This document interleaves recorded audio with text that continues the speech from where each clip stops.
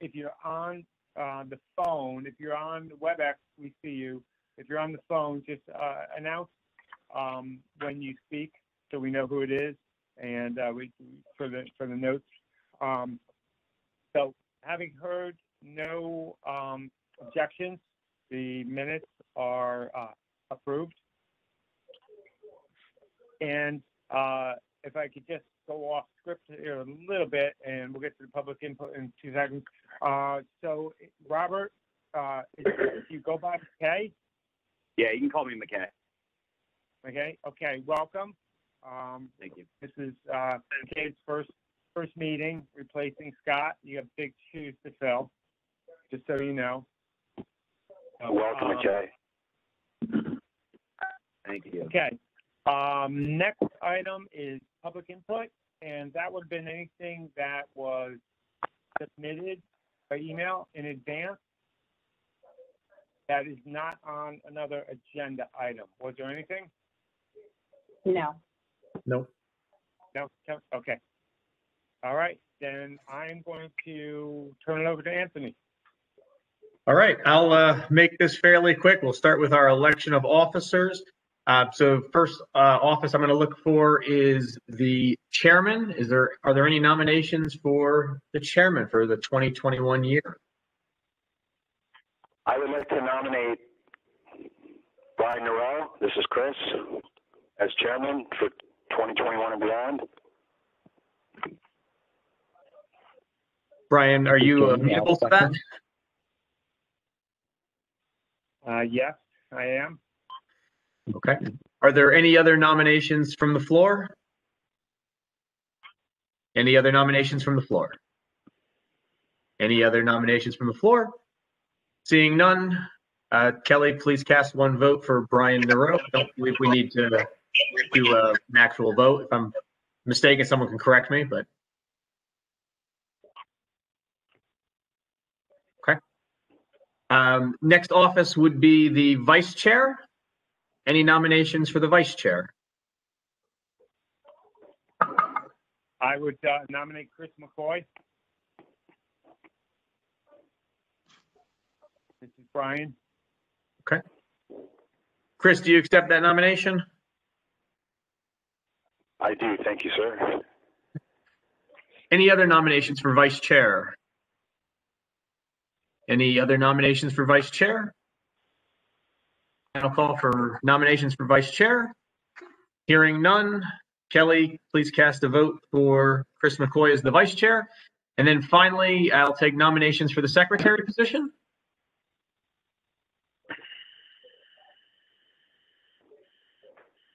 Somebody? I would like to nominate Mary Von Canta. Mary resigned earlier today, unfortunately. You did? Yeah. Oh, gosh, okay. I will nominate Bridget McBride. Bridget, do you accept that nomination? This is Chris. I will accept those sloppy seconds. Thank you, Chris. Got it. Any other nominations for secretary? Any other nominations for secretary? Any other nominations for secretary? Hearing none, Kelly, please cast one vote for Bridget, and that will close our nominations, and we've got a new board. So thank you, all three of you guys, for stepping up to take this role on. And Brian, I will turn the meeting back over to you. Okay. Can I just ask for clarification? Who nominated Bridget? Was it Jamie or Chris? Chris. Chris? Okay. All right. Okay. Next up is the approval of the 2021 meeting calendar. Everyone get a chance to take a look at that? Yes. I guess the only question that I had was, according to this schedule, we are going to be in a meeting on St. Patrick's Day. How do you guys all feel about that?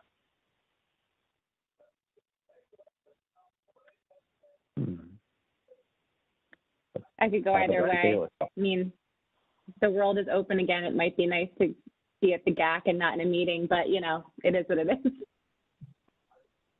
Yeah, let's do it. Does it have to be on a Wednesday? That's Maybe we good. can, Good question. hopefully, we'll keep it to a short meeting, then we can all, if the world is open again, we can all, you know, join each other at the Gaelic Club. So, does anyone want to make a motion for the calendar? Did we do it earlier meeting? I'll move that we accept the calendar. Second, okay. Okay, please say your names. I'm sorry, I don't know who it is. I moved it, Dave. McKay seconds. Okay, thank you. Any Go- further go, Bob. conversation? I'm sorry? Okay, I'm sorry, I just heard a comment from someone, I didn't understand it. So, any further conversation? All right, then we'll just do a roll call, yea or nay. Jessica, Yay.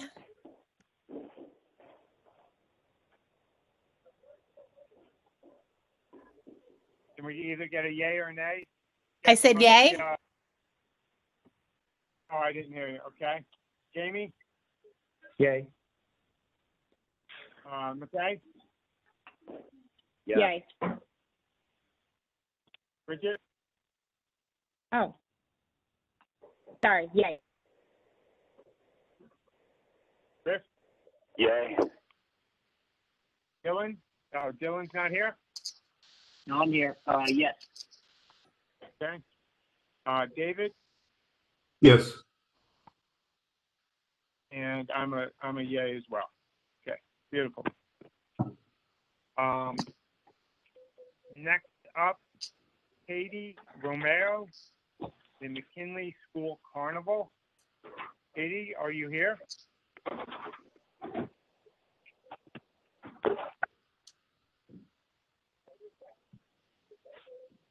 Katie? I'm here from McKinley School Carnival too. My name's Allison Foydo. Katie might not have been able to make the call. Okay, and Allison, I'm sorry, your last name? Foydo, Foito. And Allison, if you would, please give us your address. 136 Nichols Ave. Thank you. Okay, if you would just tell us a little bit about it, and We're requesting the use of Jennings.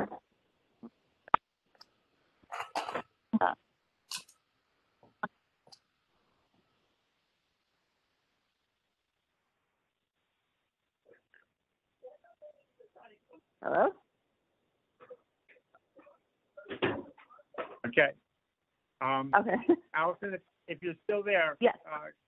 Why don't you just present the information? Yep. We're requesting the use of Jennings Beach parking lot for our annual carnival that we do every year. The carnival will be the last weekend in April, maybe the 23rd, 24th, and 25th.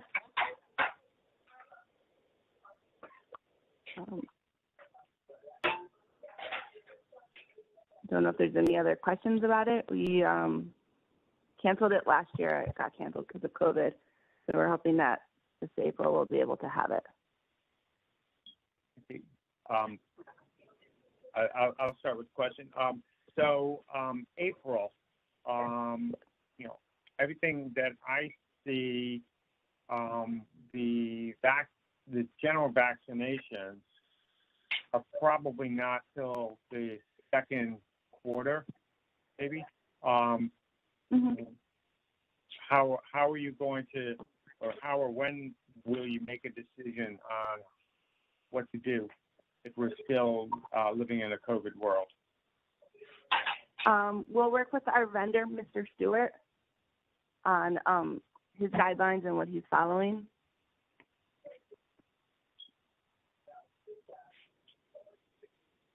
So if I could just jump in here, you guys can hear me, it's Anthony. With any of these events that are coming up that are annual events, I think you guys are fine additionally approving them, provided if we are still in a COVID world, that they're going to have to pass all regulations and requirements through the emergency planning team, which is the ones who have been making all these decisions as we've been canceling things left and right. As you guys know, we canceled everything for the entire fall through the beginning of the year. I couldn't tell you right now what it looks like for May or June.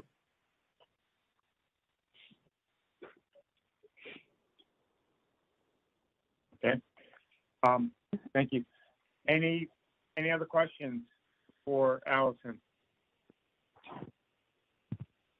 This is Jamie. I just had a question. Could you just give us a background on the history of this? Have we've had this before, and how many years? And are you changing anything? Are you planning to change anything significant for this year? We're not changing anything significant. We're using the same carnival vendor as well as the same food vendor that we've used for several years now for it, at least over 10 years. And then we'll follow whatever the conditions are put forth regarding safety. Okay, thank you.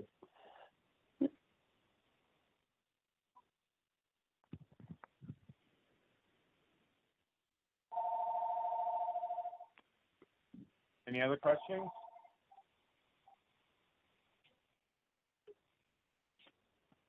Would someone like to make a motion? Make a motion. Jessica? Okay, I'll second. I'll second that. This is Bridget.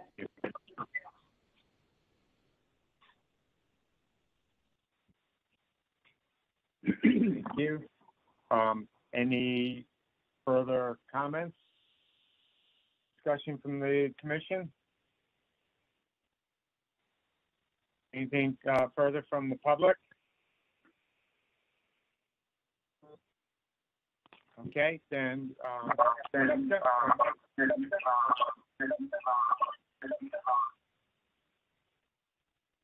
Jessica? Aye. Jamie? Aye. McKay? Yes. Bridget? Yes. Chris? Yes. Dylan? Yes. David? Yes. And I'm also a yes. Thank you, Allison. Congratulations. Approved again. Thank you. Okay, next up we have Jackie Caceres. Jackie, am I close to pronouncing that correctly? You're very close to it. Thank you so much. All right.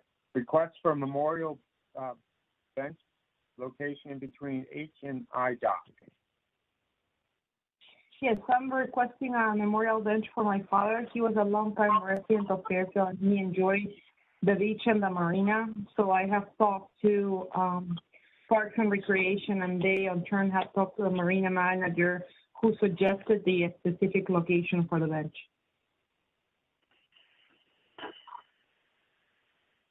Okay. Anthony, I know it's we seem to be approving a lot of benches. Is there room down there? Yep, both of the benches that you have on the agenda tonight, Justin and I have walked the marina and we found good locations for them. So, yes.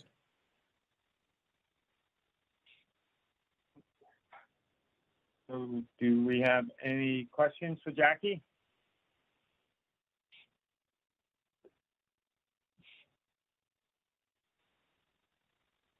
Would anyone like to make a motion? I'll make a motion. Jessica? Thank you. Second, this is Dylan. Dylan, second. Okay. Any other comments from the public? Any further conversation from the commission? Okay, running down the list. Jessica? Aye. Jamie? Yay. Okay. Yeah. Bridget? Yeah. Chris? Yes. Dylan? Yes. David? Yes. And I also am a yes. Thank you very much. Congratulations, Jackie. And you can work with the office on that bench. Yes, thank you so much. This is great news for my family, and I appreciate that you remain holding the meeting even though we have the snow coming. All right, thank you. So next up is Tom Giordano, also a request for a memorial bench, also located in the marina. Tom, are you with us?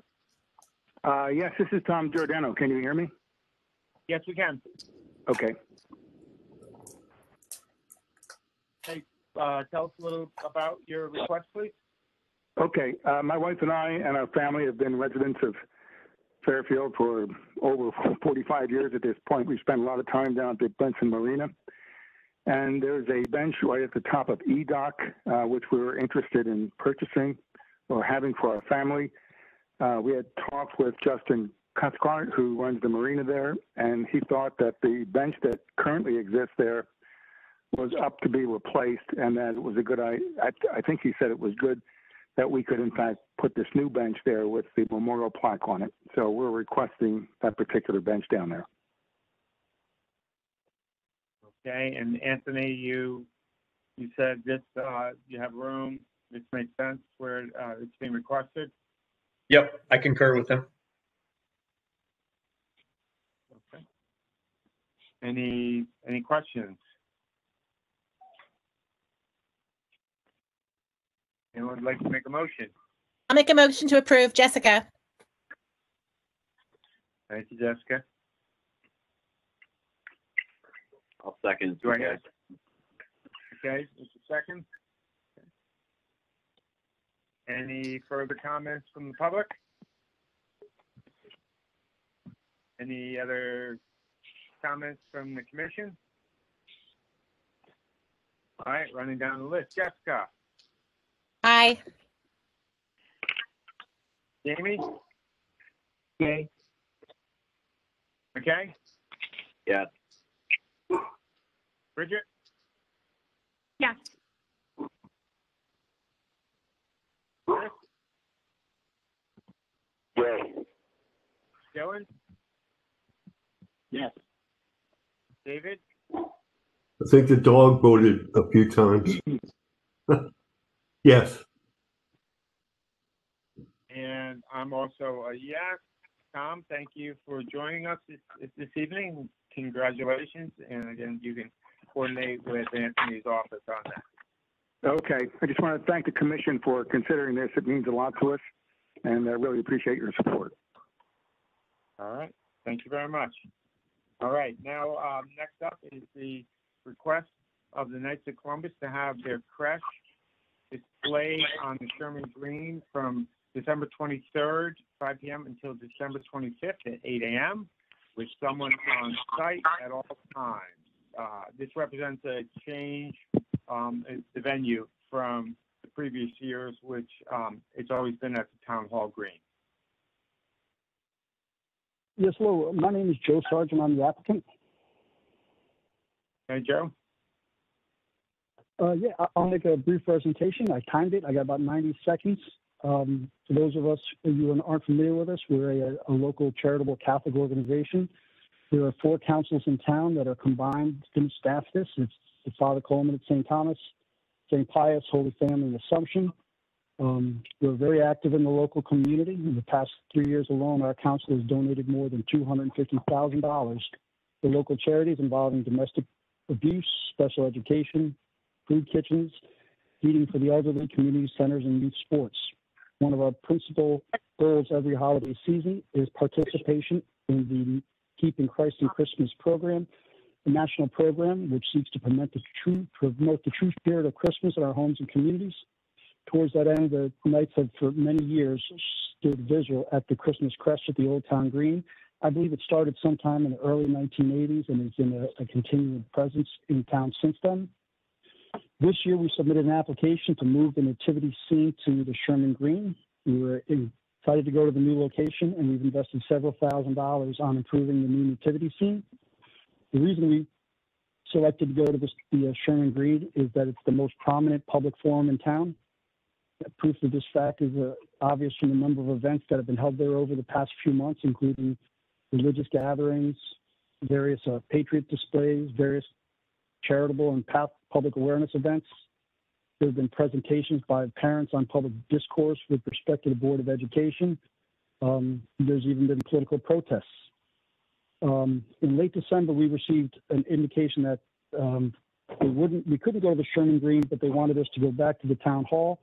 We asked them to reconsider to go to the Sherman Green, and they asked us to submit another application and have it decided by the commission. And we submitted a second application on December 1st. This is an event that's been going on. There's no substantial change from last year or any of the years in the past, except for we have perhaps better looking statuettes. And we're just looking to have the opportunity to be included with these other groups in the most prominent public forum in town and to stand vigil awaiting the birth of Jesus Christ. That's it. All right. Thank you. This is Peter Mantley. I am with the Knights also. I have a short statement. Okay.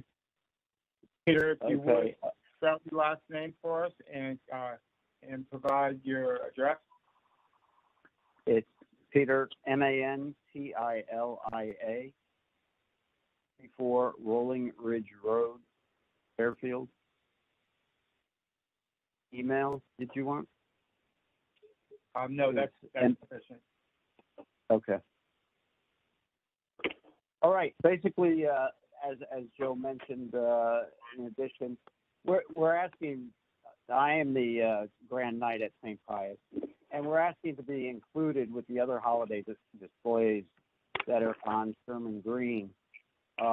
We feel that this will be uniform where it cannot be construed as a state endorsement or rejection of religion by us being segregated, which fits into the Establishment Clause of the First Amendment.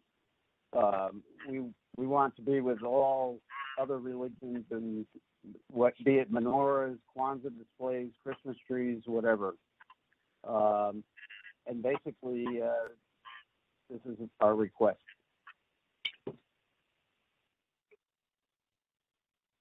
There's one more person. It's Ken Elwood. Can I just make a quick statement? Okay, and Mr. Elwood, your address, please? Yeah, it's 186 Soundview Avenue in Fairfield. And I'm the past Grand Knight of the Holy Family Council. And we've been involved in it for almost 20 years, getting it passed down from Nello Ciccarelli. And I want to just, reinforce the statements from Joe and Pete with regard to the public display. And I think it's the most visible part of town. And we've always looked at it as a service to the town, and the Catholics, Christians within the town that believe in Jesus Christ, that want to have Christ displayed for Christmas. And there's always been more of a service, so we want to make that service more evident and be on display at Sherman Green. Thanks.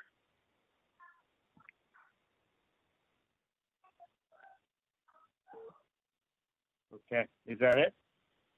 Yes, that will be it. Thank you. Okay. This is Peter Mantley.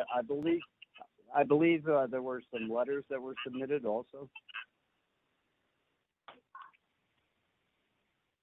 Yep, those were distributed to the commission members. Okay, just making sure. All right, gentlemen, thank you for joining us. And and Sergeant, as you mentioned, 250,000 has been raised and distributed. That's wonderful. I think the issue that I have with this is, first of all, we're really limiting what is taking place at the Sherman Green right now. It is being used periodically. There are a few ceremonies that are taking place, have taken place, but these are ceremonies that take place and then everything is removed. And I view the creche more as a display that would be presented there than a ceremony. And because of that, I don't believe I will be supporting your request. But I would love to hear the thoughts from the other commission members. This is Dylan O'Connor. Can you what's currently, I saw from some of the notes, is there a menorah on the Sherman Green right now? No, there is not. Okay, Anthony, what's on the green right now? The Tree of Hope is on the green and some holiday decorations that go up every year on the gazebo. That's it. Okay. There's also a really big blow up Santa. Santa has been removed because he was not approved. Got it. And Chris, I have a question for the commissioner. I'm sorry, a question for Anthony, director. Yeah. Has this ever come before the board any time over the last 30 years in terms of an overnight display on the town green? Is there any sort of precedence, any sort of debate? Yeah, this actually has been a hot topic and has been, over the last 30 years, the Board of Selectmen compromised and allowed this display to be displayed on the town hall green in front of Old Town Hall, as long as it was attended to 24 hours a day. They weren't allowed to just put it up and leave it overnight. And the Knights have always been very good about doing that. They came before us in, I believe, 2016. I believe that was when Mr. Ciccarelli had passed away, and they wanted to eliminate the portion of sending it overnight. But the commission said, no, there's already a precedent for this. This is how we want to continue going forward with this. So they struck that down, and the Knights continued to man it the same way that they had. So this is the first time, to my knowledge, that they're coming before the commission to ask for a change of location. Okay, so I was around in 2016. That might have been my first, I think my first year on the commission. And I remember reading something with Carl Dickman and Jackie Durrell discussing this, and the third member of the selectmen, if I'm correct, way back when. So my question is, why the town green versus town hall? Was that ever answered? Is there any particular definitive answer on that? Is that a question to the applicant? No, that's a question to the director. Thank you. Yes, you could answer after, please. Thank you. Yes, my history doesn't go back that far, but if I'm happy to defer to one of the applicants here, or I see Jessica's hands up, so if Jessica knows, she could answer it. Or again, I have no problem listening to the applicants if they were around. Well, I actually looked up the meeting minutes from back in 2016 when this topic came up, when the Knights of Columbus was requesting the having the unmanned crash. And there was an ordinance, the ordinance that you mentioned, that one that was set up in 1989, was stated the following resolution. The town green, which is that central quadrangle of grassy land immediately north and adjacent to the front of Town Hall, is reserved for the use of the public. As granted by the Bill of Rights, groups may gather for the purposes of assembly, communicating thoughts between citizens and discussing public questions. Demonstrations are also permitted at the town green, and in conjunction with these demonstrations, temporary displays may be erected. Such displays must be taken away promptly at the end of the event. Such events are also limited to 3 consecutive days. All displays must have someone in attendance within 25 feet at all times and shall display a sign in letters at least 6 feet high disclaiming the town's sponsorship and indicating the source of sponsorship. Other than officially initiated events, no freestanding unattended displays are permitted. Sales by civic, educational, and charitable groups may be permitted uses. Such sales and the consumption of food and beverage requires permission of the Board of Selectmen on an individual basis. So that was the original ordinance from 1989. And it specifically references the town green. I remember, and Jessica, thank you for that. I remember in 2016, I think 2 years in a row we went through this, and if I recall,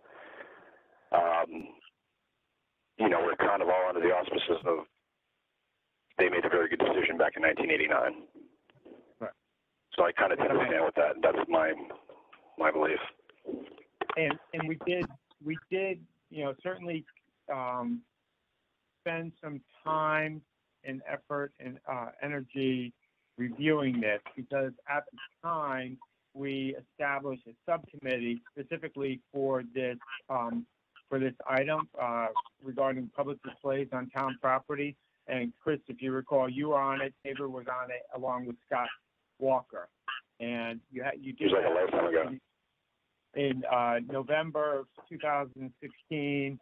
There was more material presented, and then there was a follow-up meeting in early December of 2016, and the conclusion was to maintain the requirement that the crash be manned for the entire time. The primary request at the time was to eliminate the requirement that the crash be manned between 12 p.m. or midnight and 6 a.m. There were different options considered, putting a tarp over it. There's a variety of different conversations, but ultimately the decision by the subcommittee and presented to the full commission was that we were going to require it to continue to be manned because it was approved in that manner back in 1989. This is Joe Sargent. Can I just interject really quick? This ordinance is specific to the town green. It doesn't sound like there's any ordinance for Sherman Green. Right. So I was going to the same point, at least that's what it sounds like to me, and I'm not hearing any reason why it couldn't be at Sherman Green. Is there issues that need to be brought forward on specific to Sherman Green?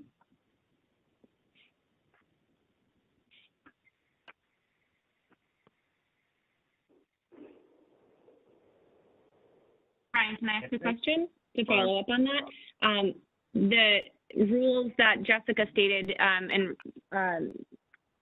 what's it called, on the town green, does Sherman Green have any of those rules and regulations that are in place, or are we just trying to stay away from displays that might be religious in nature?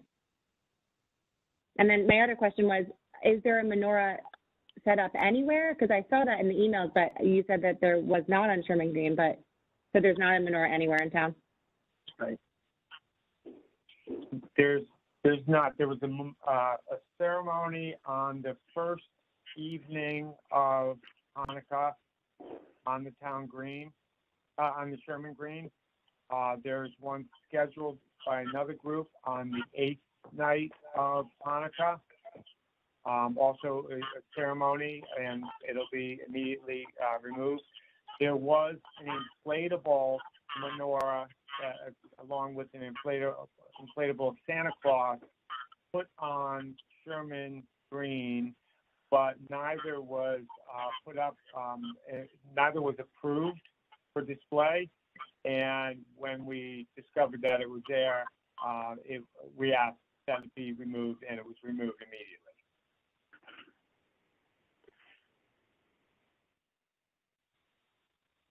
And what's the time frame of this request for, I mean, I guess it's, it's already December 16th, Christmas is almost here. So what's the time frame for the crash?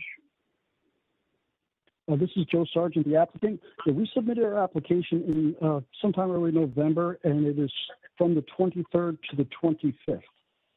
So, and to address the chairman's concerns that the menorahs are just services, having menorahs set up on the beginning of Hanukkah and the last end of Hanukkah, and having multiple people attend those referring as services is far more intense of a use than having a creche staffed by one or two volunteers and occasionally having people stop by and say prayers.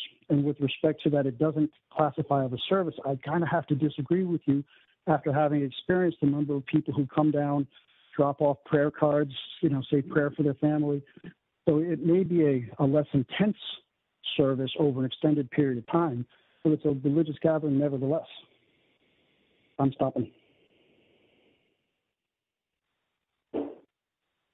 And from, this is Peter Mantolia. This is already established in the Supreme Court decision of Lynch versus Donnelly in 1984. So the issue of religion should be de minimis here because of that decision, and it goes under the Supreme Court's decision of a holiday celebration, as does a menorah, as does a Kwanzaa display, as does anything else. So the establishment of religion has already been settled by the Supreme Court. So this issue is just a matter of placement. This is Anthony. And I think it's very important to what the gentleman just said. The town is not saying that this display can't take place. I believe we're very happy to have this display on the town hall green as it's been for the past 30 years. If that was the case, it wouldn't even be before us today. It would be on the town hall green on the date that you requested without question. The fact that it's here today to switch to the Sherman Green is obviously the question. In my opinion, I don't believe the Sherman Green is the right space for this display. And I think we can look at the past year of things that have happened on the town hall green with our Tree of Hope, with patriotic displays, and just how the community has reacted. And I don't think, again, that the Sherman Green is the correct location. Town hall green, to my knowledge, I don't think we've ever had any issue with the night's display there, of the creche there. If another religion was to come to this body and ask to have their display on the town hall green, I think that would also be approved under the same rules and case law that you're stating. So that's not the issue. It's the location, and that is at the purview of this commission. So again, my recommendation is to leave it alone, keep it at the town hall green. But again, the commission decides that. That's just my recommendation. Well, again, to your point, Anthony, as I stated originally, the word inclusion is what we're talking about here. We want to be included with the other displays like the menorah, the Christmas tree, the whatever else goes on during this holiday, I'll stress holiday period, because that's legally what this is. Can I say something? I have to piggyback off of Anthony. I grew up in Fairfield, and My family has been visiting the creche every single Christmas Eve since I can remember after Christmas Eve Mass. We pass by it and then we go down all the beach streets and see all the luminaries. I think it is the most perfect location for a nativity scene, right next to an enormous Christmas tree, right with the backdrop of the town of Fairfield. So I'm really struggling with the fact that, you know, having to have the nativity scene be kind of like in the spotlight of the town, be the reason for moving it. It just doesn't really, I don't know, it doesn't really make sense to me. This is Joe Sargent. As the applicant and as a religious group, we have the opportunity and the right to equal protection to decide for ourselves where we would like to place the creche. Our group has made a decision, perhaps for this year, maybe for this year only, that we would like to go to Sherman Green. If the compelling interest of the town of Fairfield is a concern that something to do with health, then there makes no reason for them to approve the application for Sherman, the Town Hall Green versus Sherman Green. I'm just looking at and questioning why there's a value judgment by the board as to why they think, or by the Parks and Rec Commission, why the Sherman Green is the correct place to go, when it's the applicant who makes that decision and places their value judgment. I believe that unless there's a compelling interest that for this town to not allow us to use the Sherman Green and that they can think of the least restrictive way to protect that interest, we have the right to simply submit the application. And you can't deny the fact that other religious groups have submitted applications for the same location. They were there last Sunday. I attended. They're going to take place on the 17th. And the question is, why are they being treated differently than us? So this is McKay. I'm just going to chime in, and I'd actually like to make the motion to approve this. But before that, let me just say, I don't sense anybody's casting judgment on the right to display. I think it is simply a question of location. Now, that said, I agree with you. It's the applicant's decision to decide where to apply. And that's a matter that I think we have to discuss. And I think personal preference aside, that's a decision on the table. It's been the applications for Sherman Green, and it's the decision to decide whether or not it's going to be approved there or not. So with that said, I'd like to move forward.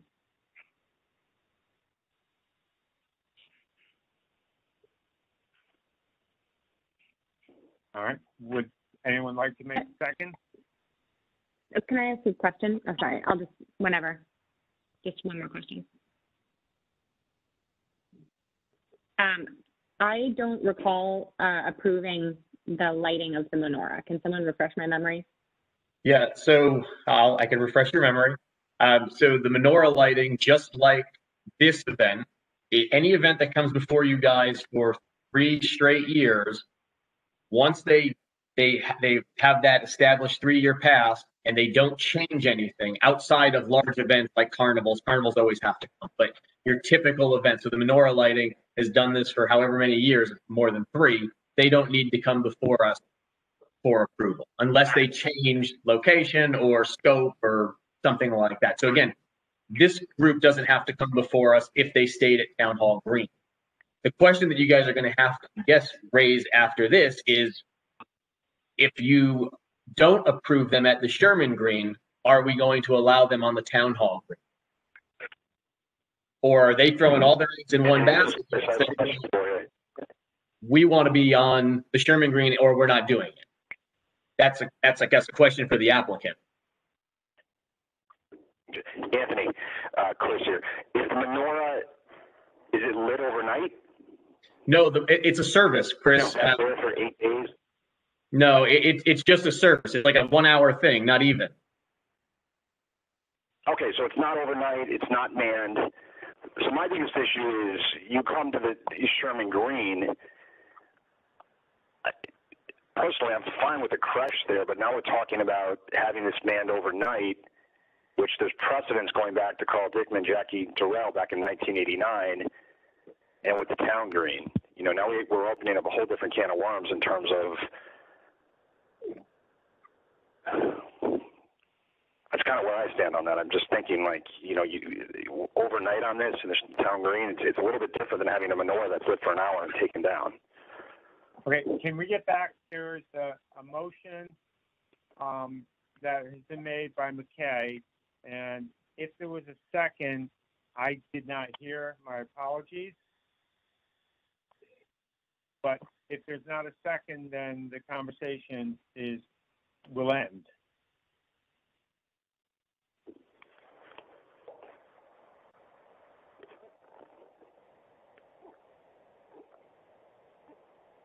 Okay. All right. Hearing no second. Mr. Sargent, sorry, we're not going to be in a position to approve the move to the Sherman Green for the creche. Thank you for your time and attention. Thank you. We are approved, though, for the town green. Yes. I would say yes. That's not an agenda item. I don't think we need to make it an agenda item, and we can just go back to the fact that it's been there since 1989, and under the rules that Anthony just outlined vis-a-vis the manure, unless anyone has an objection to that. Ms. Sargent, yes, you are free to operate on the town hall green as you have in years past. Again, thank you. Thank you very much. Okay, next up from Wakeman.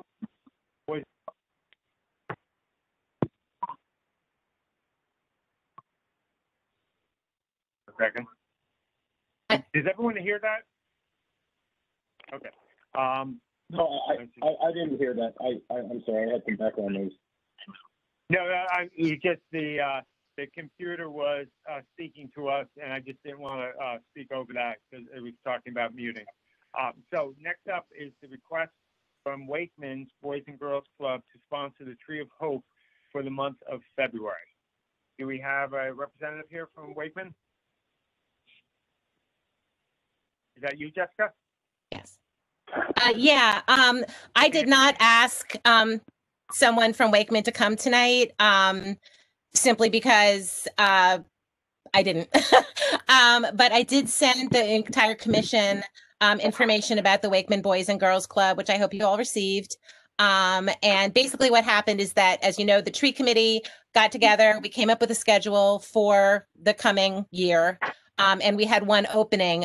No one had requested February. And so in the process of having conversations with different people, the Wakeman Boys and Girls Club found out that we had this opening and requested that they be considered. And so I brought it to the other two committee members, to Chris and Bridget, and just said, if you'd like to discuss further, we can set up a meeting. If you're okay with it, we can just bring it to the full commission. So that's where we are now. So basically they would like to light the tree for February. They wanted to light it with blue lights. And they are definitely an organization in town that has done a tremendous amount for the past over 100 years with the children in our town.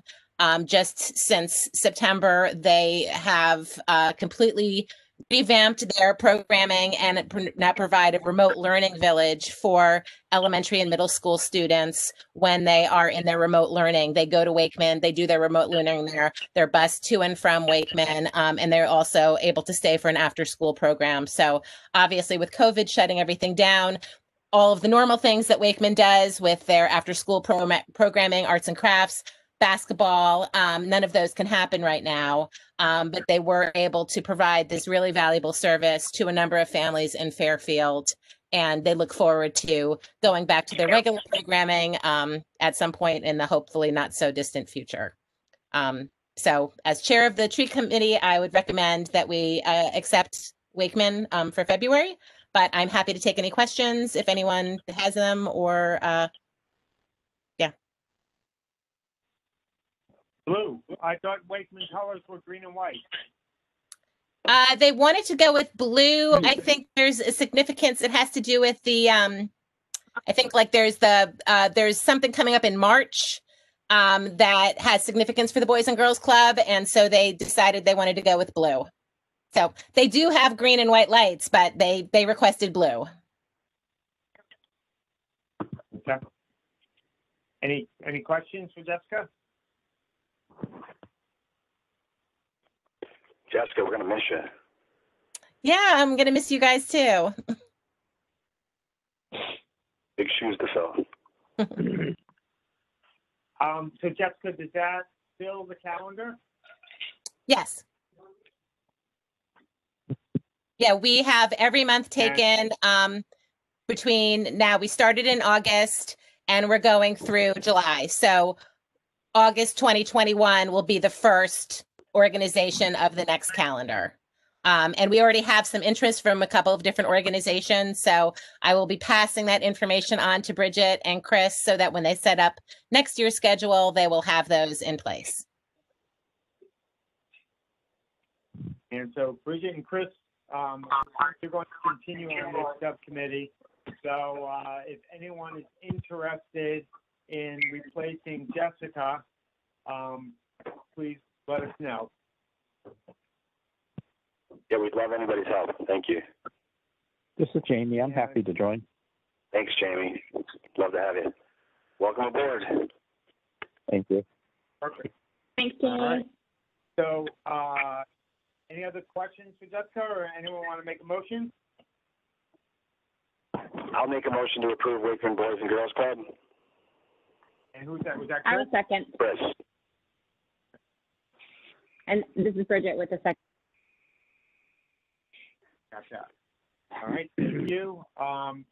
Any comments from the public on this? Any further discussion from the commission? All right, hearing none. Jessica? Aye. Jamie? Yay. McKay? Yeah. Bridget? Yes. Chris? Yay. Dylan? Yes. And I'm also, David? Yes. Okay, and I'm also a yes, so unanimous, and Wakeman is approved for February. Thank you, Jessica. Okay, next up, Anthony, back to you for the budget. Okay, I'll try to do this pretty quickly but thoroughly as best I can. You guys all should receive copies of the fiscal year 22 budget. So these are work in progress. They're going to change. These were actually already submitted. They had to be submitted this past Monday. Budget season for us started a little later this year. But you should have received 4 different budgets, the Penfield budget, the Waterfront budget, the Parks and Rec budget, and the Marina budget. And then you should have also received documents for the P&L. So the first thing I want to start with is the Penfield budget. So it's probably, I don't know what page that is in your document, but I want to start with the expense budgets, and then we'll go back to the P&L last. So some of the big drivers in the Penfield Pavilion budget really are just our seasonal employees, part-time employees. These increases you're seeing are primarily due to minimum wage. Minimum wage is going up to $13 an hour during this budget. So that's what that increase is for. Just to give everybody a heads up, when we start talking budgets next year, we get hit with 2 $1 increases next year. So the following year, so the next budget will actually go up a couple dollars for each of these positions. The utility numbers, we don't really have much. Those will go off averages on previous years, so those numbers will stay right where they are. I apologize if you guys can hear one of my dogs crying in the background. So let's see. We've got some maintenance and repair items that those line items pretty much stayed the same at $4,500 and $7,500. The cleaning and janitorial line item stayed at $22,000. pretty much for our cleaning supplies, and then our 2 cleaning contracts for the Jackie Durrell Pavilion and our Penfield Pavilion. And then special department supplies, we held at the 15,000. So all in all, this budget roughly is going to increase 4.1%. Again, the big driver here is the seasonal payroll. Any questions on the Penfield expenses, the Penfield complex expenses? Okay. The next budget that is in here is the Parks and Rec budget. You'll see a decrease in the full-time salary line. Again, that is just due to staff turnover and hiring some new people at the lower step levels from the people that had left. So eventually, we're just catching up. So that line will eventually go back up. Seasonal payroll. Again, the seasonal payroll here increases slightly because of minimum wage. We kept the higher end, our special needs director at the same rate, but we increased the one that was below minimum wage. So we bumped her up so she's above minimum wage. So a slight increase there. Secretarial line items, we kept that the same. I had to increase fees in professional services from 84,500 to 91,500. This covers 18,000 of it is the Sherman Green concert that we pay for. 1,500 for police and fire patrol for some of our different events. The firework display had to go back out to bid, and that contract came back a little higher than it was. I think we were budgeting 45,000, so there was about a $7,000 increase. It was the first increase we had seen in a while. So that comes in at 52, and then the Memorial Day parade we spend around 20. So that's where we get that 91.5. Contracted line item, you see increase from 8,000 to 12,000. This is just for the lighting of putting the lights on our town hall holiday tree or Christmas tree. The business that we had used for probably the last 20 years, where he was charging us roughly $5,000 to put the lights on. He retired, sold the business. We put it out to bid, and the lowest bidder came in at 11 and change. So we're budgeting 12,000 for that. So that slight increase. Maintenance and repairs, we're holding at 30,000. The rest of these line items, the only other line item that jumps is educational. This is for fees for our state association and our national association for our recreation professionals. $1,000 that we've been carrying in there hasn't been enough to cover it. I tried to increase this last year, and it got cut at one of the board levels. Can't really tell you which. I don't recall which board cut it, but hopefully it'll get through this year. And then you'll see overall this is a big decrease in this budget, and it's primarily because of full-time salaries. Waterfront budget. Again, big driver of this budget. This is all our lifeguards, parking attendants, skate park attendants, all those types of seasonal employees. Again, minimum wage increases. So that is primarily what you're seeing here that accounts for all of that. There's just a ton of them. So it's a big bump here. Utilities, we don't worry about changing those numbers too much. Maintenance and repairs, we have a new staff member. I don't believe I've introduced you guys to yet, so maybe I'll have her attend our next meeting. But our new recreation and aquatics coordinator, who essentially will be running our waterfront, is assessed all the different pieces of equipment and apparatus that we have out there, and suggested that we bump this up by $500 so we could start replacing different pieces of our safety equipment, rescue boards, and things of that nature. Beach stickers is printing line, so you see that at 11.5. That number's been pretty good, staying right around that. Clothing, 6,000. That's all bathing suits for the lifeguards and staff shirt. Postage stays about the same. Capital outlay. This is an item that we don't normally put any numbers here until we really have to do something. But one of the things that came to our attention, and honestly it came to our attention a couple of years ago, but this is the first time we're putting it in the budget, was the need for a beat ATV. We have an emergency action plan right now that when there's an emergency at Jennings Beach, a lot of times it'll require at least half the lifeguarding staff from Penfield to drive over to Jennings to help with whatever search they have going on. So right now the lifeguards hop in their cars and drive through the neighborhood to get down to Jennings Beach. So the thought was, well, if we had an ATV right there, they can just ride right down the beach. So I put in the budget 10,000. The hope is to get 2 ATVs, even if they're used. But again, I would start with 1. So we'll see how this line item makes it through the budget process. And then educational stays the same, and travel and meetings stays the same. So this budget does have a slight increase.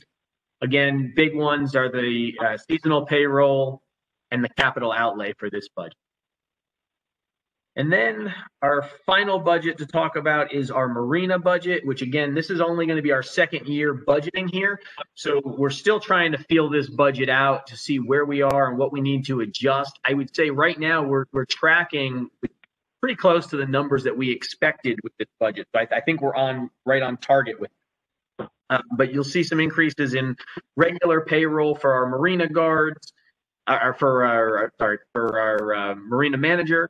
Then our part-time payroll, which is the special police, and our seasonal payroll, which are the Marina guards, and those increase due to minimum wage. So both of those go up.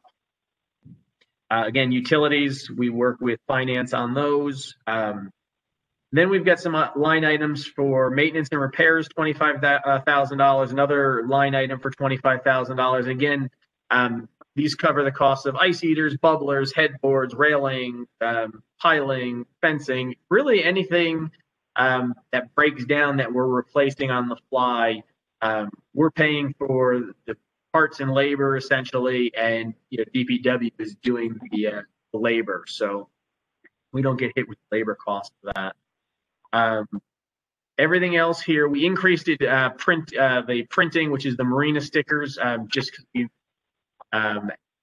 had a few extra stickers that went out last year for the boat racks and whatnot, so we had to increase that a little bit. Special department supplies is at 10,000.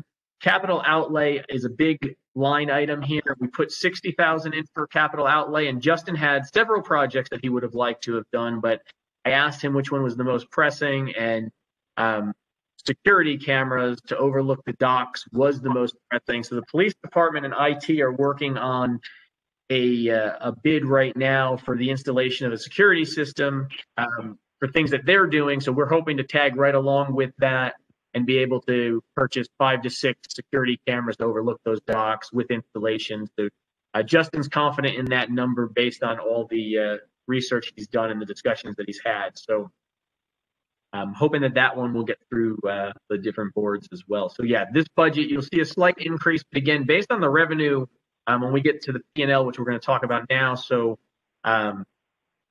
before I jump into the P&L, are there any questions on any of those expense budgets? I'm sorry that I went quickly through them, but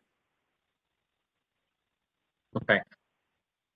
Profit and loss. So on the profit and loss, the first page I'm looking at is the Penfield complex, and it's pretty self-explanatory.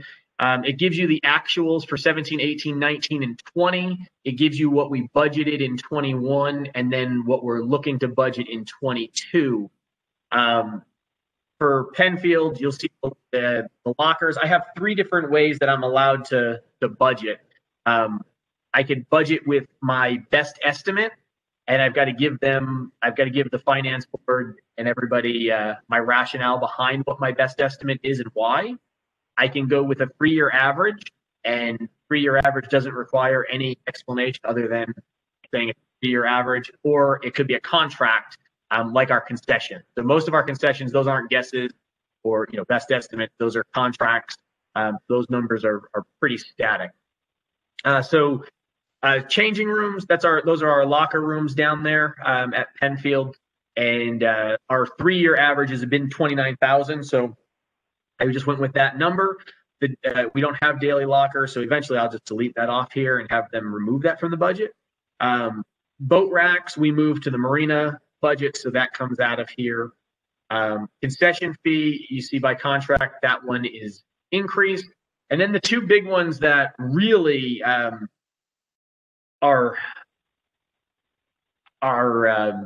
will happen if the pavilions are open. Our Jackie Durrell numbers at 125, 297, which is a 3-year average, and then our Penfield 1 rentals at 315, which is the best estimate based on what we have on the books.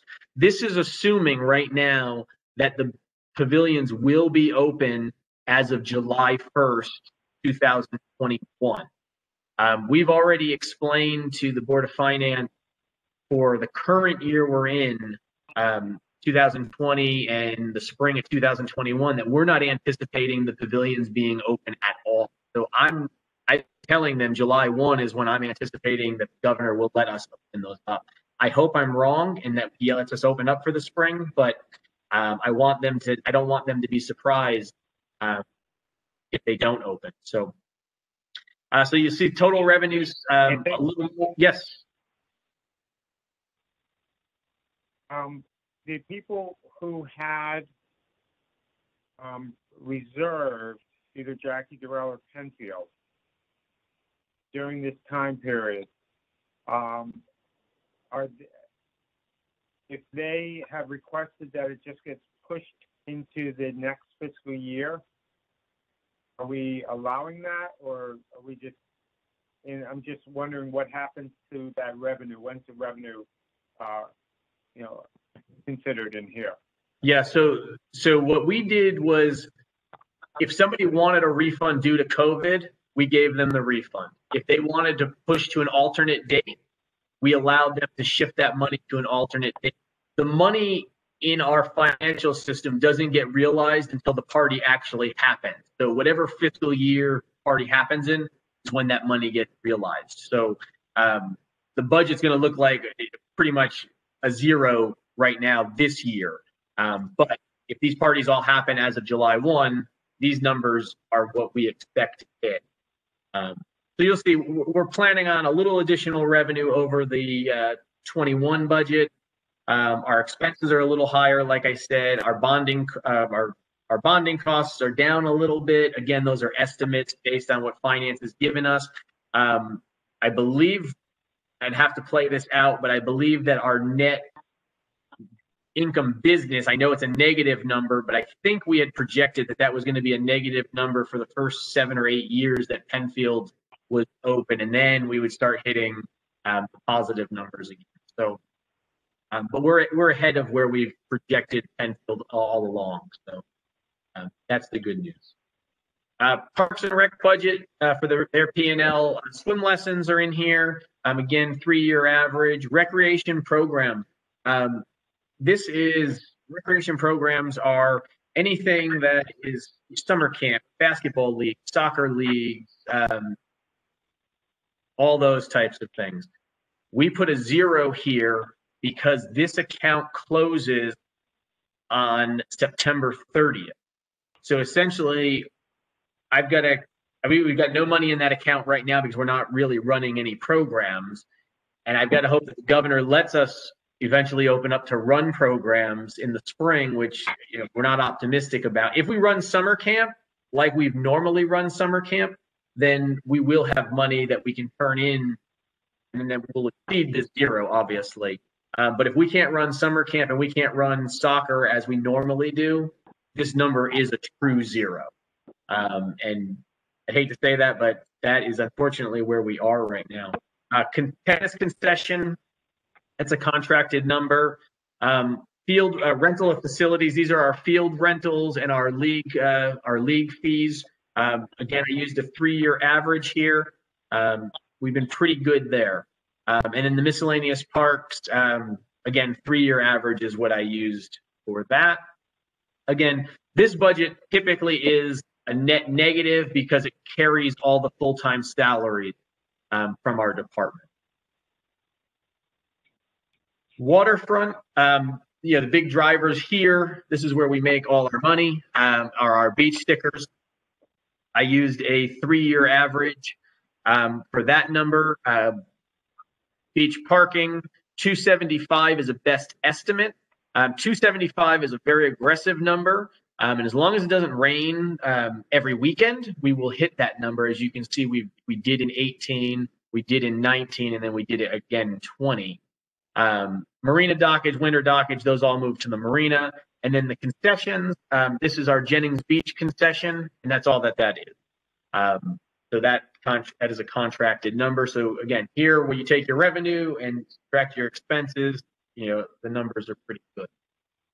And then we look at the marina budget. Boat dockage, 600,000 is where we typically budget. That's where we will be. When you're looking at the actuals from other years, that had included sailboat storage at Jennings and Yacht Yard. We've now broken those out. So the numbers all still add up to the same, but they're broken out. So winter storage, we're going to change that name to, I think it's going to be storage, because that includes the new summer storage, the 8,000 for summer storage that you guys had approved, I think, in October. Sailboat racks at Penfield, 29,000, 56 at Jennings, 4,000 at Yacht Yard, and our gas dock concession goes up to 35. So total revenue for the marina, 760 minus the expenses, we're sitting at 417 roughly, which is pretty good. And then the last page of the profit and loss, take all 4 of those accounts, combines the numbers, nets them out. Our net business is 474 overall. So not a terrible year. I mean, it would be better than 21, which I don't know that anything would be worse than 21. So any questions that you guys have? Again, I apologize. I know it's not the most exciting stuff to to say and listen.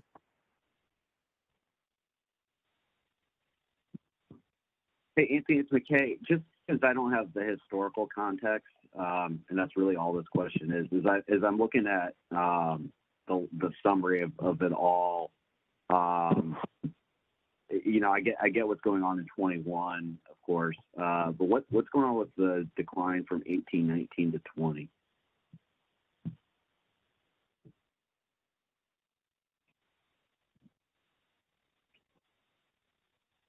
So if I'm not mistaken, the big decline really was on the expense side.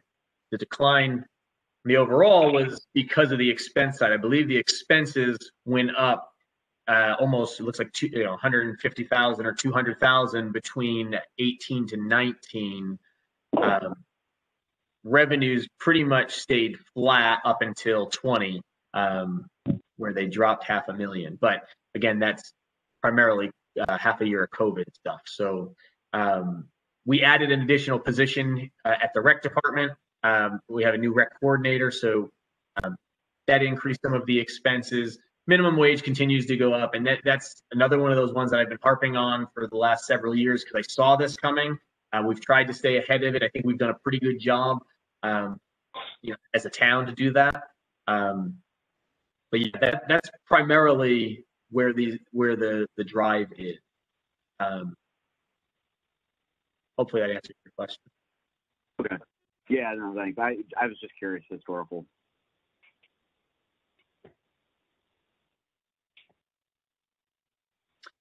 All right. Anthony, this is Damien. Just a quick question. Am I on mute or am I okay? No, I hear you. I hear you. No, I hear you. Okay, I can never tell if I'm still on mute or not. It talks to me, but I'm just curious if you've gone obviously a long process to go through the budget, and it causes you to sit down and sort of think about your costs and your revenue. Are there any subjects, any target areas, or any suggestions that you think we could be taking up as a commission as you've gone through, where you think there are opportunities for either revenue or opportunities for costs, anything we can support you with that came out of the process? Not yet. But what I would say is that I had to submit these budgets to finance on the 14th, which was Monday. Let me just explain the process so in case not everybody's familiar with it. What'll happen now is some other numbers will get plugged in, Social Security, longevity, different line items that we can't adjust. So then that budget will go to the first select woman. She'll end up sitting down with all the department heads. She'll sit down with me and she'll go line by line through these items. She'll make adjustments or she'll ask questions about, okay, well, why do you want to do this? Hey, you know what? Not going to be the year to do this. Let's take that out of the budget. And she'll do that with every department. She'll then adopt her budget. And then she takes that budget and she presents it to the Board of Selectmen, normally January, February timeframe. From there, the Board of Selectmen they debate, they go line by line, they can cut things, they can add things to the budget. Eventually, they vote on that budget. Once they vote on the budget, then passes on to the Board of Finance. Board of Finance is a 9-member board. They will go through the same process that the Board of Selectmen go through. Sometimes they go line by line. Sometimes they jump all over the place, but they could cut items. They can add items back in that the Board of Selectmen cut. But eventually, they'll also vote on that budget. Once they vote on the budget, it then goes to the RTM. That happens normally in April, late April.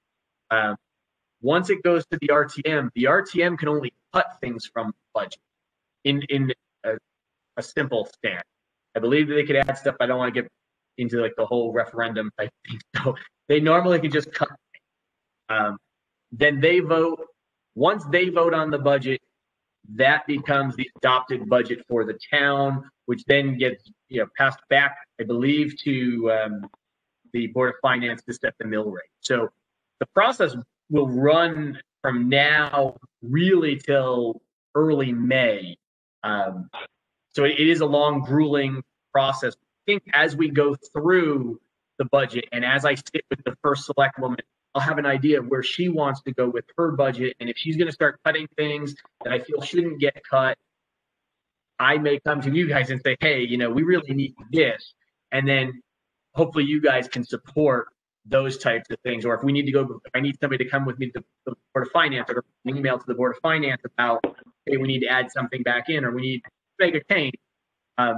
That's where I think you guys can play a huge role in helping us get the budget passed. Okay. That makes sense.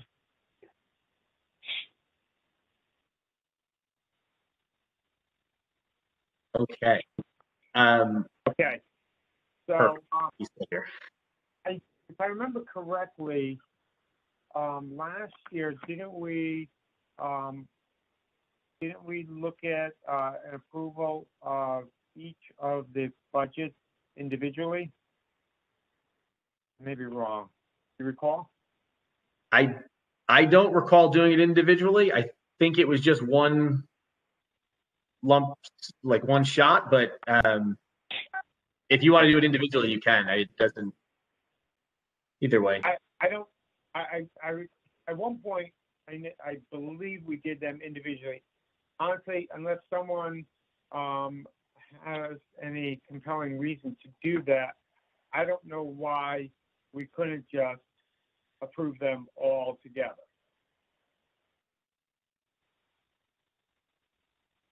Anybody? So, unless there's any reason to break them into the individual budgets, if someone wants to make a motion.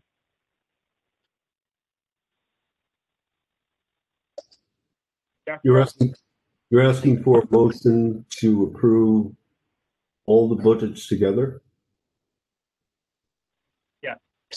Okay. Okay, unless David, you can, that's what I was asking, unless there's a compelling reason why we should approve them one by one. No, I can't think of any. Okay. Yes, was that a? Yes, I'll make a motion to approve the budgets. Okay, I didn't know if you were responding to the one by one or together. So there's a motion to approve all the budgets together. Do I have a second? I'll second that. I'll second this, Dylan. Okay, I heard Dylan. All right. So, are there any comments from the public? I don't know if there's any public still with us. Hearing none. Any further discussion from the commission? All right. Jessica? Yes. Jamie? Yes. McKay? Abstain. Okay. Bridget? Yes. Chris? Yes. Dylan? Yes. David? Yes. And I am a yes, so that is 7 yeses and 1 abstain. And Kelly, did you get that that was Jessica and Dylan seconded it? Yes. Okay. Terrific. All right. So that is approved.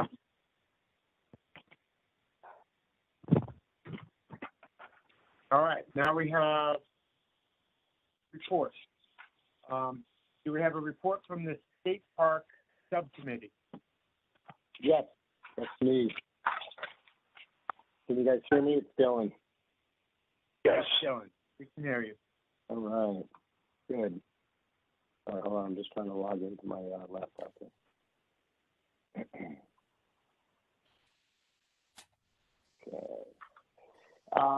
So we met, I can't remember the date. Sorry that these times are kind of melding all together, but we had a subcommittee with Anthony, myself, Bridget, David, and I think Chelsea was on the call as well. And the purpose of the meeting was to number one, nominate a chairperson, determine whether or not scooters should be permitted at the skate park. We also talked about considering an open concept for the skate park and then having new signage developed. So at the start of the meeting, we selected the chairperson, which I was nominated, and I accepted the nomination, so I became the new chairperson. And then we got some background from Anthony on the situation with scooters at the park. And ultimately, it was determined that insurance and risk management were kind of dictating the rules in terms of what types of scooters or what types of what could be allowed at the park: scooters, bicycles, skateboards, and the insurance was also dictating the open concept.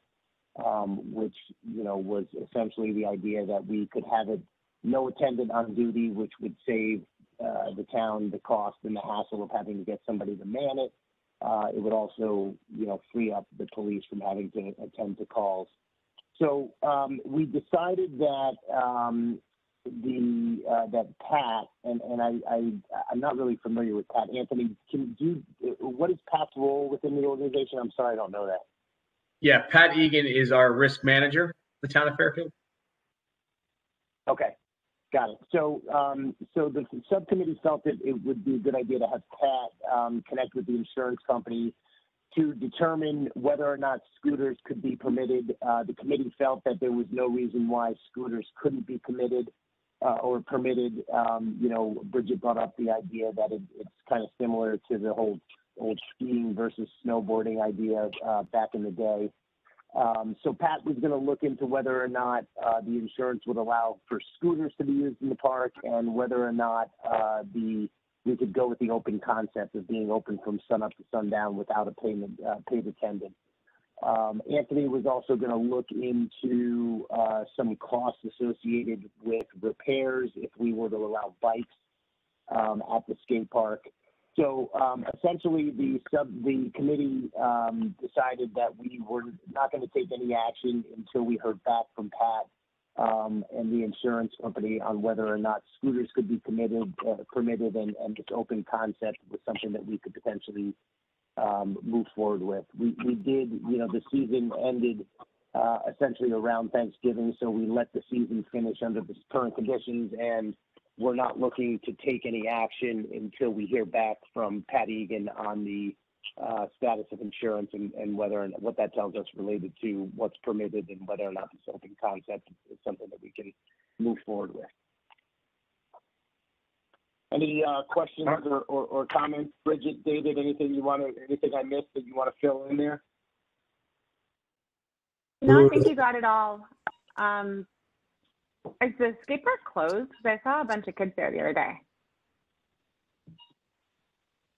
That's the story of my life, Bridget. Every day. I was like, yes, wait a second. The park is closed. They continue to cut the locks off it. You put a new lock on it. They climb over the 8-foot fence. The lock eventually disappears. Yeah, it's still a headache. So Chris, in October, I brought this up, and so did one of the women whose children ride scooters. My question was, if we're going to not man the skate park, why not just leave it open year round? Yeah, liability. That's why we don't leave it open right now. Oh, that's what it came down to? Okay.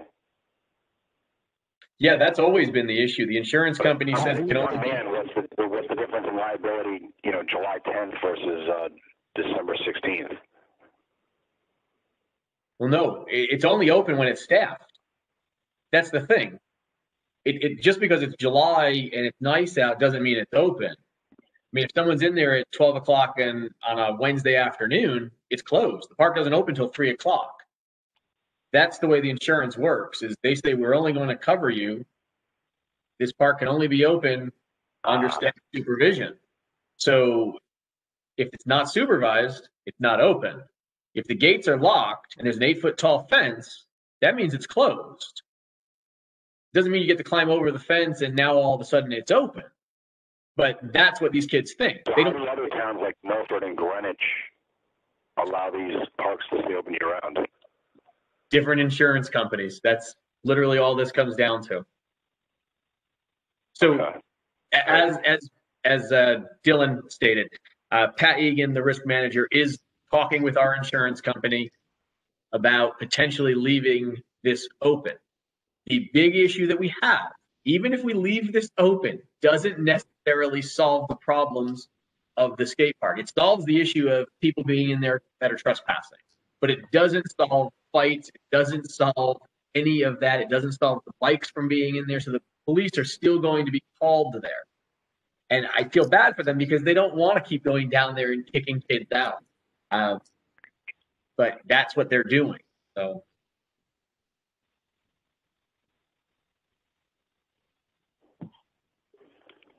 So Anthony, did you get any sense from Pat as to when we should hear back from the insurance company, when we'll have an idea on that? I mean, at this point, it doesn't matter since it's closed for the season, but just curious if there's been an update.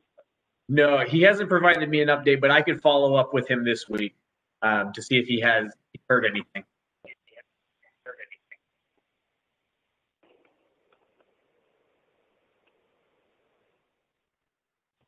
Any other questions related to the skate park subcommittee?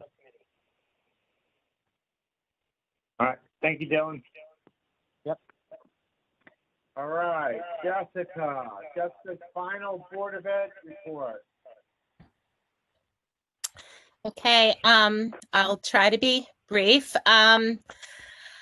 Right now, well, tomorrow's a snow day for all Fairfield Public Schools, so that's exciting. And we're not sure, depending on what happens, if there are power issues, and another day is required on Friday.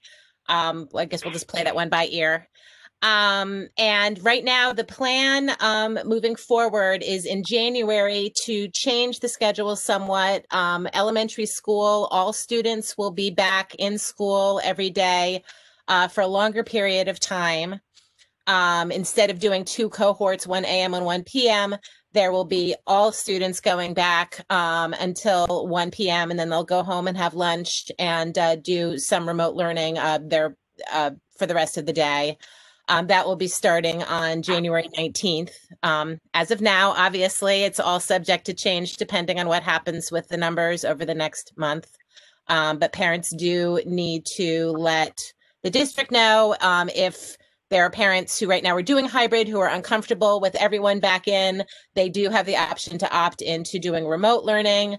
Also, if there are children who were doing remote learning who would rather be back in school for a longer period of time, they can do that as well. But the deadline is this Friday. For middle school and high school, instead of having all fully remote Wednesdays, there will now be alternating Wednesdays. So one cohort will be going in one Wednesday, and then the next one will be going in the following Wednesday.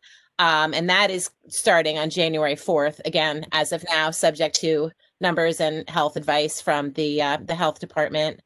The Board of Ed met earlier this month. We approved some curriculum, which was nice for a change, because we weren't all talking about COVID. We approved a new phys ed curriculum, a new health curriculum. They are both posted on the Fairfield Public Schools website if you'd like to check them out.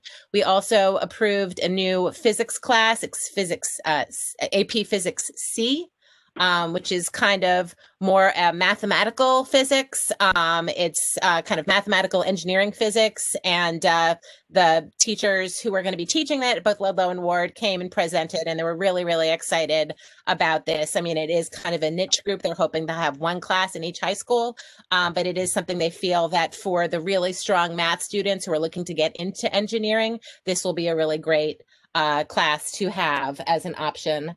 So I'm just looking to see if there's anything else here.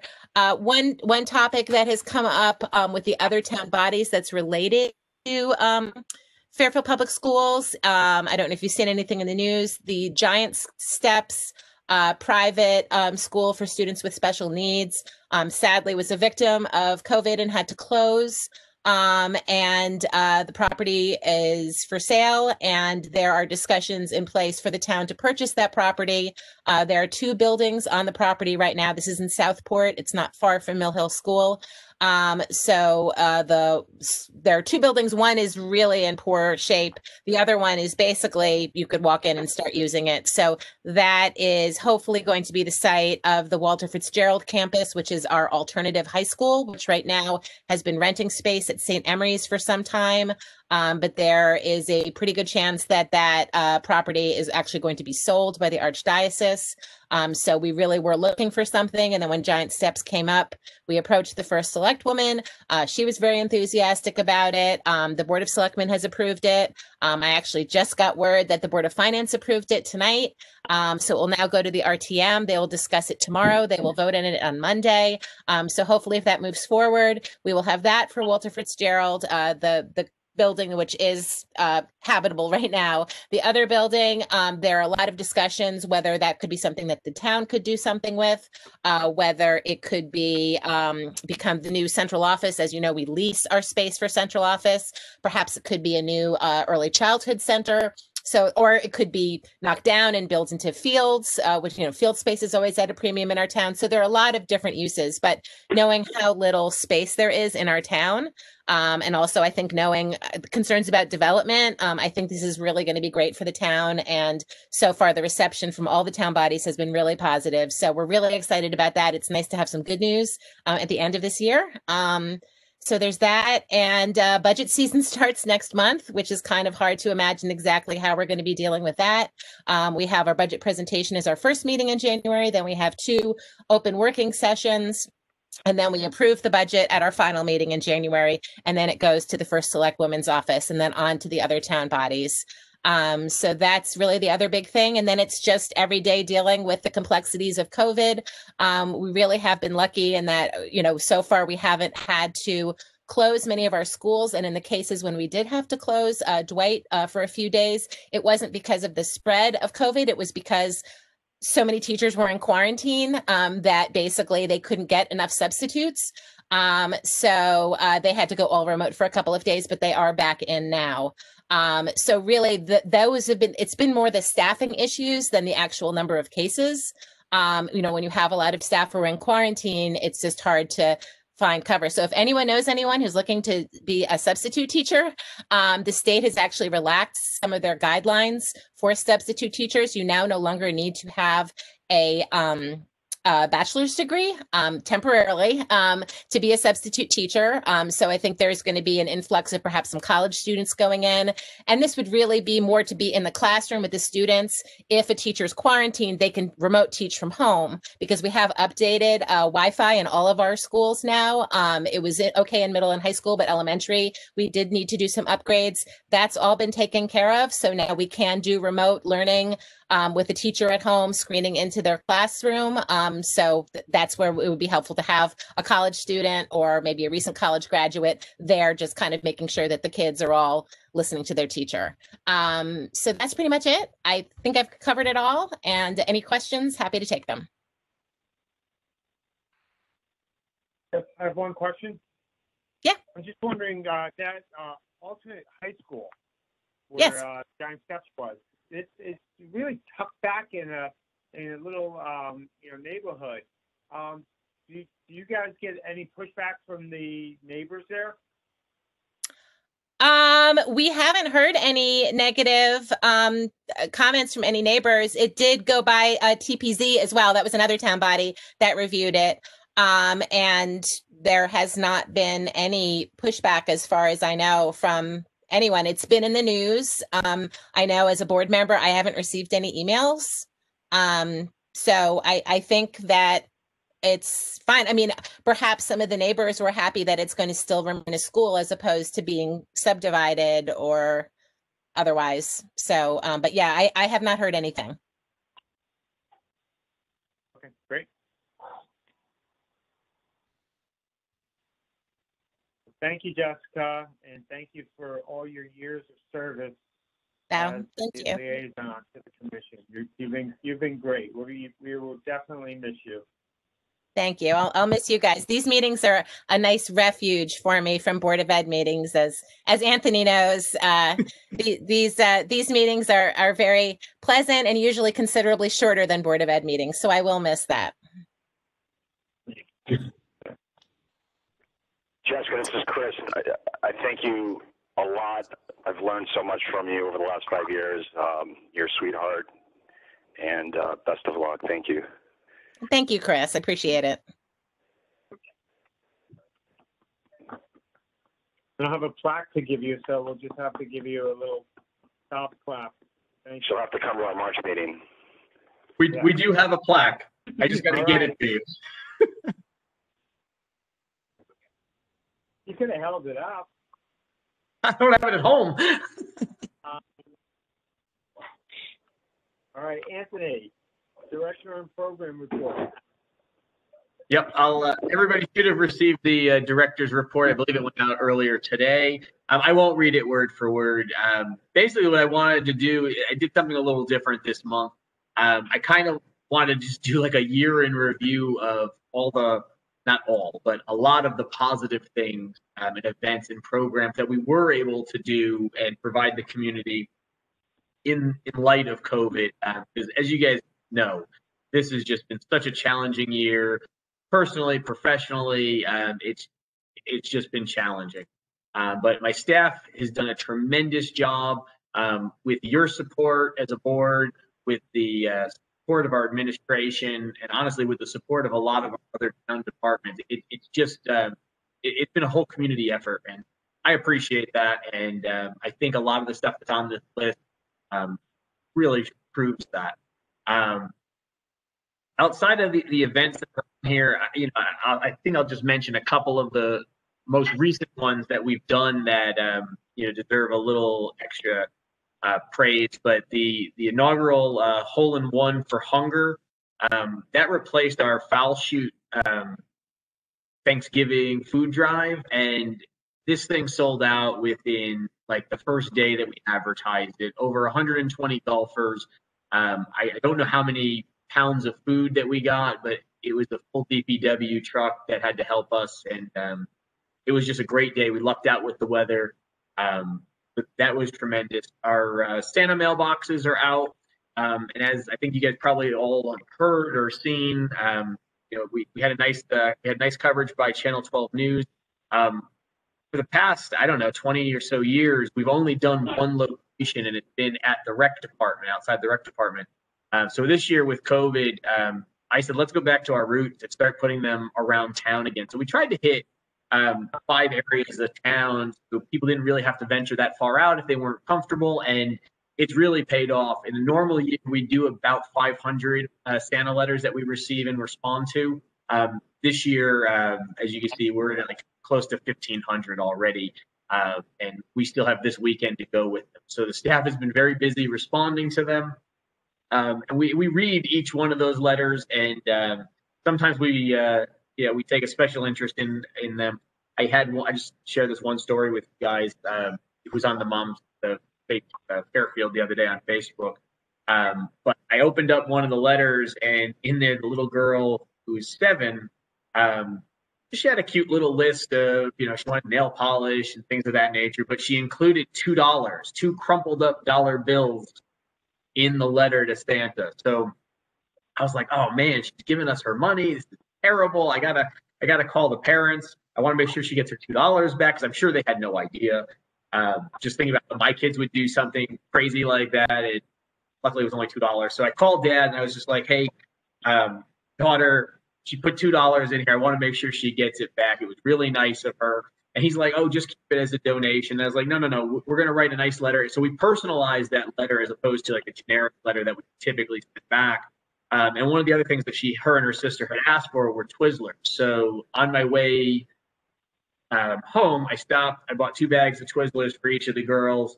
We put them in, a little gift bag, the personalized letter, and I dropped them off on their step. And obviously, the kids didn't see me, but they had their note from Santa with the Twizzlers, and it was just really nice because they really appreciated it. And the dad was like, "Oh, please, just take the $2 as a donation." We told them, no. We wanted to make sure the kids got them back. So it's really cute, some of those letters. But and hopefully one of the other big things that we did was the virtual tree lighting. Hopefully all you guys had a chance to look at it. We had over 5,000 views within the first 24 hours, which was really cool.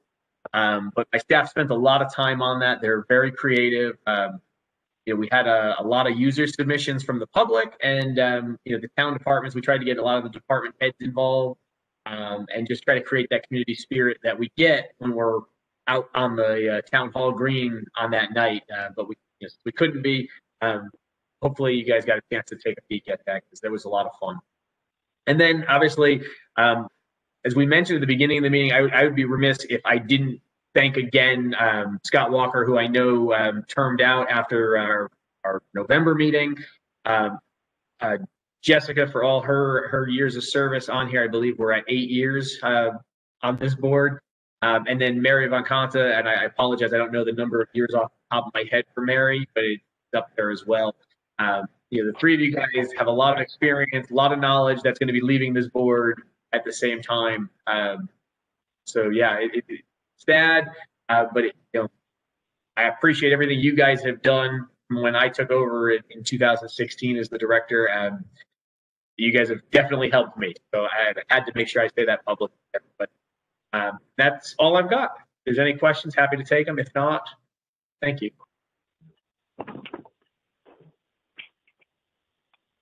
Thank you, Anthony. Any questions? No questions. I just want to say thank you, Scott and Mary, if you're listening. Jessica, obviously, thank you. Much appreciated. So, and last but not least, good of the order. Anyone have anything? Okay. With that in mind, Jessica, once again, thank you. McKay, welcome aboard. And we are adjourned. Thank you. Thank you. Thanks, everyone. Thanks, everybody. Bye. Take care. Thank you. everyone. Good night. Happy New Year, everybody. Thank you.